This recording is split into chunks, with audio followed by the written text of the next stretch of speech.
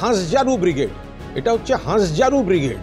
কিরম যে ডেকেছে বামেরা আর যাচ্ছে বিজেপির ভোটাররা, এই যে বলছে ব্রিগেড ভরিয়ে দেবো, আরে কিছু লোক আনা এটা খুব একটা কঠিন ব্যাপার নয়। তার কারণ বামেদের ব্রিগেড তো সাম্প্রতিক অতীতেও হয়েছে। ব্রিগেডে কিছু লোক দেখা গেছে, লাল পতাকার মিছিল দেখা গেছে, সোশ্যাল মিডিয়ায় বড় বড় কথা দেখা গেছে। দিনের শেষে তারা কিন্তু ভোটটা দিয়েছেন পাড়ায় ফিরে বুথে গিয়ে বিজেপিকে। অর্থাৎ বামেদের ভোট শতাংশ কমেছে আর বিজেপির ভোট শতাংশ খানিকটা বেড়েছে। তৃণমূলের তো ভোট কমেনি, তৃণমূলের তো বেড়েছে। ফলে এই বামেদের ইরোশন আর খানিকটা বেড়েছে বিজেপি। ফলে বামেদের এই মিটিং, মিছিল, স্লোগান, বড় বড় কথা, ডায়ালগ, ব্রিগেড, এটা আপনি চোখের ওপর দেখছেন। এই লোকগুলো তো বিজেপিকে ভোট দেবে।